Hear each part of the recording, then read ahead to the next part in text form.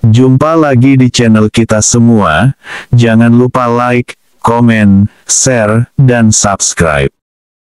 Selamat membaca dan mendengarkan. Sang Penguasa Elemental. Bab 51-55. Bab 51. Semua orang dari kelompok bangsa Blue Eyes Warrior terdiam, mereka yang tadi berhasil dijatuhkan oleh Lilian, kini kembali bergidik ngeri. Ice 24 berdiri kaku tidak berani bergerak, ia menyadari seberapa kuat pemuda di depannya ini. Menurut ayahnya, pukulan langsung Blue Eyes White Hammer miliknya, bahkan bisa menghancurkan seseorang di level energi tingkat 7 awal. Tapi sekarang, palu besar kebanggaannya itu justru hancur berkeping-keping di tangan pemuda ini. Axel lalu melangkah mendekati Lilian, dan dengan lembut membantunya berdiri. "Kau tidak apa-apa?" tanya Axel lembut, memperlihatkan kecemasan. "Tidak sayang. Aku baik-baik saja, armor ini sudah melindungiku, aku hanya sedikit kaget dengan serangan mendadak itu." Jawab Lilian tak kalah lembut. "Sekarang bagaimana cara kalian menebus kesalahan kalian pada kekasihku?" tanya Axel tegas, ada kilatan tajam terpancar di matanya. Semua orang membeku, tak berani berkutik. Axel menghilang dari tempatnya, lalu secara tiba-tiba Ice 24 merasakan sebuah tangan kekar mencengkram kuat lehernya, lalu mengangkat tubuhnya ke udara. Seketika itu, ketakutan yang luar biasa meledak di hatinya. "Kau berani menyentuh kekasihku, mungkin aku akan membuat tempat ini menjadi kuburanmu, agar menjadi pelajaran dan pengingat, bagi para ras lain yang berani datang ke planetku dengan kesombongan." Ancam Axel, tanpa mengurangi sedikit pun kekuatan cengkraman tangannya pada leher Ice 24. Saat itu Ice 75, yang sejak tadi hanya berdiri diam, kini berjalan cepat dan segera berlutut dengan satu kaki di depan Axel. "Tuan, tolong Anda berbesar hati mengampuni pemimpin kami Tuan, kami datang ke sini benar-benar bukan dengan niat jahat," katanya tanpa menampakkan keegoisan sedikitpun. Melihat itu, Axel mulai mengurangi tekanan pada leher Ice 24, lalu ia pun menurunkannya. "Baiklah, karena aku melihat ketulusanmu sejak awal, kau bahkan tidak ikut menyerang adik ipar dan kekasihku, jadi untuk sekarang kalian kumaafkan. Segeralah keluar dari planet ini dan katakan pada seluruh ras kalian, jangan berani menginjakan kaki di planet ini lagi," usir Axel tegas. Mereka semua langsung berbalik dan masuk ke pesawat luar angkasa mereka. Yang tidak mereka sadari, Ice 24 masih menyimpan dendam di dalam hatinya, dan berencana menyerang kembali setelah pesawat mereka lepas landas. Saat itu, ia juga tidak tahu jika tindakan gegabahnya itu akan membuat mereka harus terperangkap di planet ini untuk waktu yang lama. Tristan sudah mendekat ke arah Axel dan kakaknya. "Tristan, apa kau baik-baik saja?" tanya Lilian cemas. "Iya kak, aku baik-baik saja, kakak sendiri bagaimana?" jawab Tristan. "Aku juga tidak apa-apa, beruntung sekali, kita memakai armor mini Megatrix ini tepat waktu, jika tidak mungkin kita sudah terluka parah dalam pertarungan tadi," ucap Lilian penuh syukur. "Untung kakak ipar cepat mengambil tindakan, mereka itu cukup kuat kak, kakak bahkan bisa didesak sampai seperti itu oleh gadis itu," tambah Tristan dengan memasang ekspresi sedikit kagum namun juga sedikit ketakutan. Saat mereka sedang berbincang, tiba-tiba Axel melompat ke udara dan menepis tembakan laser yang menuju ke arah mereka, hingga laser itu terpantul dan meledak di udara, membuat suasana yang masih gelap saat itu tiba-tiba berubah terang. Wus! Secepat kilat, Axel sudah melesat ke atas dan dalam sekejap mata ia sudah berada di atas pesawat luar angkasa itu. Bang! Brak! Boom! Seketika Axel langsung melayangkan sebuah pukulan keras ke bodi pesawat luar angkasa itu, segera terdengar suara benda hancur, dan diikuti sebuah ledakan keras. Pesawat itu hancur seketika, dan 5 sosok terlempar jatuh dari pesawat itu. Axel melesat ke arah salah satu sosok itu, ia lalu menginjak leher gadis itu yang tidak lain adalah Ice 24. Bab 52. "Aku sudah berikan kau satu kesempatan, tapi kau sendiri yang memilih akhir seperti ini." Axel sudah hendak menginjak hancur gadis itu. Tiba-tiba Tristan berteriak. "Kakak ipar, tolong berhenti." Ia berjalan mendekat lalu melanjutkan, "Kakak ipar, tolong ampuni gadis ini untukku kak, kita tidak perlu membunuh siapapun, kita tahan saja mereka dan kita bisa menggali informasi dari mereka." Saran Tristan cepat. Ia tidak bisa menyembunyikan semu merah di wajahnya, dan Axel bisa melihatnya dengan jelas. "Tampaknya kau menyukai gadis dari bangsa Blue Eyes Warrior ini," batin Axel. "Apa kau yakin bisa mengatasi mereka?" tanya Axel tegas. "Iya kak, aku yang akan urus mereka," kata Tristan segera mengiyakan. Axel mengangkat kakinya dari leher gadis itu dan berjalan santai ke arah Lilian. Saat ia sudah memeluk pinggang ramping Lilian, ia kembali menoleh ke arah Tristan dan berkata, "Perhatikan mereka baik-baik, jika mereka berani membuat onar, kau harus habisi mereka. Kau itu terlalu lugu Tristan, jika kau berbelas kasihan pada musuh, itu artinya kau sedang dalam proses mencelakai dirimu sendiri. Dalam perang tidak pernah ada rasa iba ataupun belas kasihan," kata Axel memperingatkan dengan tegas. Tristan hanya diam dan tertunduk beberapa saat. Sementara Lilian saat itu melirik Axel dengan mata berbinar. Tampaknya pria yang disukainya itu, kini telah banyak berubah, dan perubahan itu semakin membuatnya jatuh cinta. "Apa kau baik-baik saja? Kenapa kau melakukan hal bodoh seperti tadi?" tanya Tristan kepada Ice-24 dengan memasang wajah kasihan, sambil ia membantu mengangkat tubuh gadis yang terluka parah itu untuk duduk. Ice-24 tidak menjawab, namun ia masih memasang ekspresi ketakutan di wajahnya, dan tubuhnya juga sedikit bergetar. Setelah sekian lama, baru kali ini ia bertemu dengan lawan yang begitu kuat, ia bahkan tidak bisa merasakan level energi orang itu. Baru saja tadi dia berada dalam situasi hidup dan mati tanpa dirinya bisa melawan sedikit pun, saat itu ia benar-benar merasa tak berdaya. Tristan melihat 4 orang lainnya sudah tak sadarkan diri. "Kamu jangan melakukan hal bodoh lagi setelah ini, aku akan membantu merawat luka-lukamu dan juga para temanmu. Aku juga akan membantu kalian, mendapatkan pesawat yang baru untuk kalian kendarai saat pulang. Tapi jangan sampai kau memprovokasi kakak iparku lagi, jika hal itu sampai terjadi, siapapun tidak akan bisa menyelamatkan kalian saat itu," kata Tristan memperingatkan. Ia lalu mengangkat tubuh biru gadis itu dan membawanya ke dalam ruang perawatan, lalu ia juga membawa orang yang tersisa secara bergantian. Sementara itu di tempat Evelyn dirawat. Olivia dan Catherine bisa melihat tubuh transparan Evelyn mulai bergerak sedikit. Mereka segera melaporkan hal itu pada Axel. Lalu Axel dan Lilian segera memasuki ruangan itu dan melihat kondisi Evelyn. "Sel, tampaknya gadis itu akan segera sadar," ucap Olivia memberi tahu. Lilian segera mendekat dan melihat kondisi Evelyn, ia menggeleng pelan dan bergumam, tampaknya kecil kemungkinan Nona Evelyn akan selamat. Saat itu di planet Orion. "Tuan Alex, bagaimana ini? Bagaimana kita akan menyelamatkan Nona Evelyn?" tanya Lilian ragu. Uhuk, kenapa kalian tidak pergi? Kenapa kalian justru kembali kemari?" Alex balik bertanya dengan nada datar. Itu.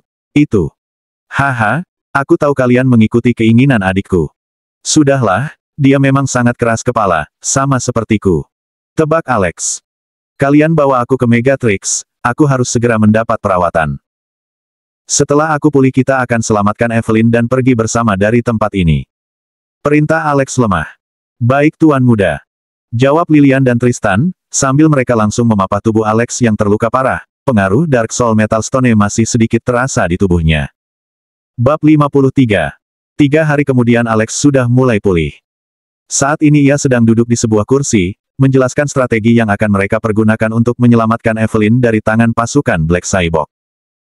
"Kalian lihat ini, tempat ini dulunya adalah perpustakaan agung milik bangsa kita, sekarang semua buku dan dokumen di dalamnya telah dihancurkan, dan tempat ini dijadikan sebagai tempat untuk menyandera para keluarga dan bangsa kita yang tersisa," kata Alex, sambil menunjuk satu tempat di peta, yang ia gelar di atas meja.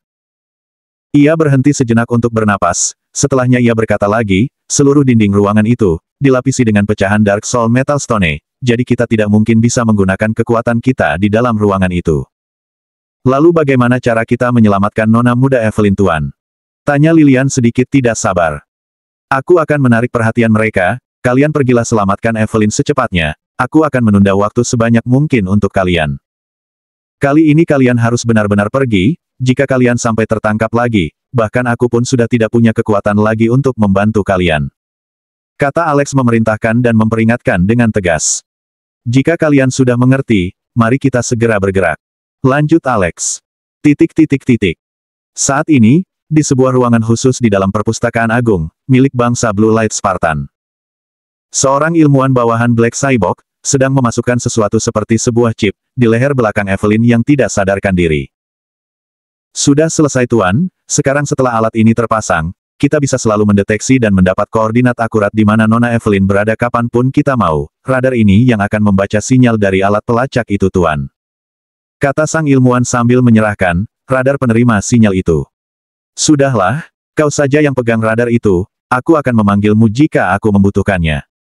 Perintah Black Cyborg tegas. Baik, sesuai perintah Anda Tuan. Jawab ilmuwan itu hormat, lalu ia beranjak pergi. Tepat saat itu Alex kembali muncul di depan ruangan itu, dan berteriak menantang Black Cyborg.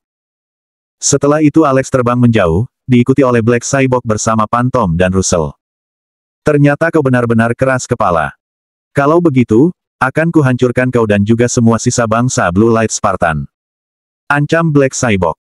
Setelah itu, ia melesat cepat dan langsung mengarahkan sebuah tombak yang menjadi senjata andalannya Black Demonic Spear tepat ke arah jantung Alex. Dengan sigap, Alex menangkis serangan mematikan itu dengan menggunakan Blue Spartan Sword, dan setelah itu pertempuran pun berlanjut. Di tempat lain, Lilian dan Tristan sudah menyusup dan berhasil membawa Evelyn yang masih tak sadarkan diri. Saat mereka keluar dari tempat itu, seorang penjaga memergoki mereka, dan seketika itu puluhan bawahan Black Cyborg menghadang mereka, lalu keributan yang tak terelakkan pun akhirnya terjadi. Keributan itu memancing perhatian Phantom dan Russell, mereka segera mengalihkan perhatian mereka ke tempat itu dan mulai ikut menggempur Lilian dan Tristan tanpa ampun. Untung saja, saat itu Evelyn akhirnya sadar. Lilian segera memintanya untuk berlari menyelamatkan diri dari situ, sementara mereka berdua menghadapi para musuh di tempat itu dengan sekuat tenaga. Evelyn secara kebetulan, berlari masuk ke dalam Megatrix dan bersembunyi di sebuah kotak tempat barang, karena pengaruh obat bius belum hilang, saat memasuki kotak itu, Evelyn kembali pingsan, tak sadarkan diri. Setelah bersusah payah, Lilian dan Tristan berhasil mengalahkan semua lawan mereka, bahkan melukai Phantom dan Russell dengan cukup parah. Beruntungnya saat itu lawan mereka tidak memegang batu hitam yang merupakan kelemahan dari bangsa Blue Light Spartan. Bab 54. Mereka langsung berlari menuju Megatrix, tanpa melakukan pengecekan keberadaan Evelyn, mereka langsung melesat ke tempat pertarungan Alex dan Black Cyborg sedang berlangsung. Pemandangan di sana benar-benar mengerikan, Alex dan Black Cyborg sama-sama terluka parah. Lilian dan Tristan mengaktifkan mode transparan pada Megatrix, lalu mendekat perlahan. Saat ini Black Cyborg sedang mempersiapkan serangan terakhirnya, dia melemparkan Dark Soul Metal Stone dan Black Demonic Spear secara bersamaan ke tubuh Alex, dalam sekejap sebuah ledakan hebat pun menggelegar, mengguncang planet itu. Setelah debu dan semua angin itu menghilang, tampak sebuah lubang besar dengan diameter sekitar 10 meter menganga di tanah, tanpa ada sedikit pun sisa-sisa dari keberadaan Alex di sana. Black Cyborg tertawa kejam, menyiratkan kebanggaannya, karena telah berhasil membunuh Alex. Yang tidak ia ketahui, Lilian dan Tristan telah tiba tepat waktu dan menarik Alex ke dalam Megatrix dan membawanya pergi dari situ. Tanpa berpikir panjang Lilian membawa Megatrix melesat secepat kilat, selama beberapa hari mereka terombang-ambing tanpa tujuan di luar angkasa yang luas. Sampai secara tidak sengaja, Megatrix memasuki lubang hitam dan membuat mereka terlempar, sampai jarak sekitar 200 juta tahun cahaya. Lilian yang tak sempat melihat koordinat karena sangat cemas, mengira mereka kembali ke dekat planet Orion lagi. Dengan cepat, ia mengaktifkan fitur teleportasi pada Megatrix, untuk segera berlari dari tempat itu, ia menekan koordinat secara acak, dan begitulah akhirnya Megatrix terdampar di galaksi Bima Sakti yang berjarak 1,2 miliar tahun cahaya dari galaksi dan planet asal mereka. Saat itu, Tristan sudah memasukkan Alex ke tabung perawatan. Setelah ia mencari Evelyn ke sekeliling, ia sangat terkejut karena Evelyn tidak ada di manapun. Mereka berdua mengira, Evelyn tertinggal di planet Orion, seketika tubuh mereka langsung lemas dan tidak tahu bagaimana akan menjelaskannya pada Alex. Saat Alex sadar, yang pertama ia tanyakan adalah Evelyn, namun saat itu ia harus menelan kekecewaan karena adiknya kemungkinan telah tertinggal di planet Orion, dan untuk bisa kembali ke sana lagi mereka membutuhkan waktu setidaknya 10 tahun. Sampai saat itu tiba, mungkin Evelyn sudah mati tersiksa. Saat itu, mereka bertiga terpuruk dalam kesedihan untuk beberapa waktu, sampai akhirnya mereka hanya bisa pasrah. Karena meskipun dengan uang yang dimiliki Alex saat ini, ia bisa mengisi sumber tenaga baru untuk Megatrix dengan cepat, mereka tetap saja tidak akan mampu mengalahkan Black Cyborg dan pasukannya. Apalagi mengingat pertarungan terakhir Alex dengan Black Cyborg, yang memberi banyak luka pada Black Cyborg, ia pasti sangat marah dan sudah melampiaskan amarahnya itu pada sisa bangsa mereka. Mungkin saja sekarang, seluruh penduduk Orion telah dimusnahkan, bahkan jika Evelyn berhasil kabur, kemana mereka harus mencarinya. Karena sampai saat ini kekuatan Evelyn masih belum bangkit, jadi keberadaannya tidak akan mudah dideteksi. Seperti kata Lord Maxim, Evelyn memiliki garis keturunan murni dengan tingkat kemurnian mencapai 95%, yang membuat kebangkitan kekuatannya mengalami keterlambatan, tidak seorang pun tahu kapan kekuatan itu akan bangkit. Akhirnya dengan berat hati mereka harus menerima kenyataan. Inilah awal, di mana mereka melakukan perjalanan, memasuki galaksi Bima Sakti. Bab 1. Saat ini di bumi.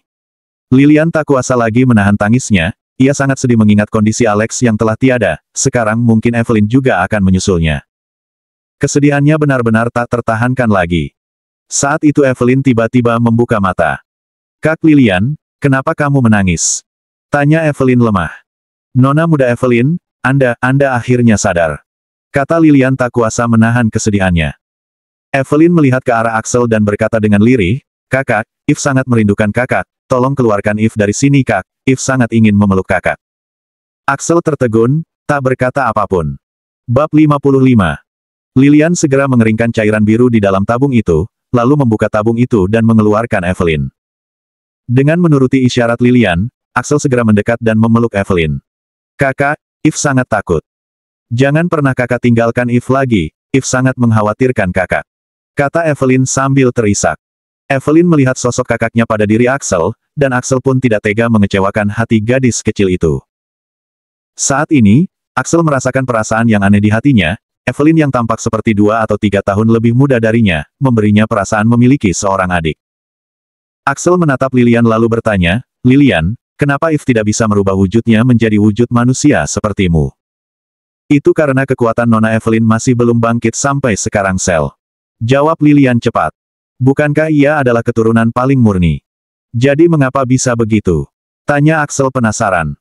"Justru itu yang membuatnya sulit untuk membangkitkan kekuatannya," tambah Lilian. Mendengar jawaban Lilian yang ia rasa aneh, Axel seketika mengernyitkan dahi. Lilian yang melihat raut kebingungan di wajah Axel lalu melanjutkan, "Kondisinya hampir sama denganmu saat itu. Hanya ada 2 cara yang bisa memancing kekuatan Nona Evelyn agar segera bangkit. Pertama dengan merangsang agar kekuatan itu bangkit sendiri, dan kedua." "Kedua apa Lilian?" Tanya Axel tak bisa menebak. "Hufet." Suara Lilian membuang napas dengan berat.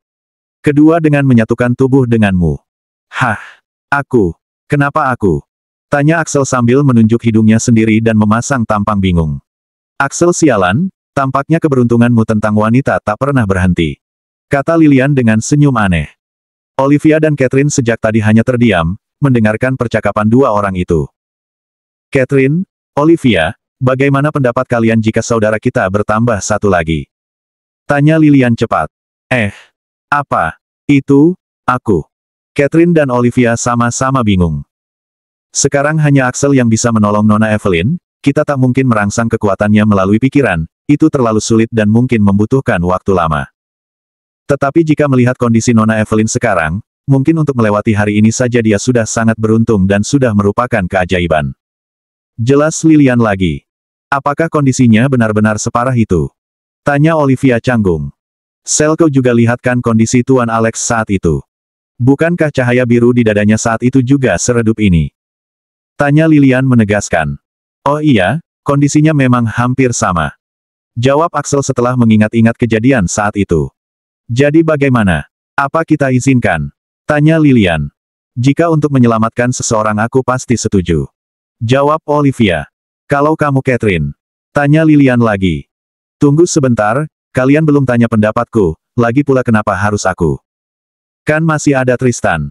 Sergah Axel menginterupsi.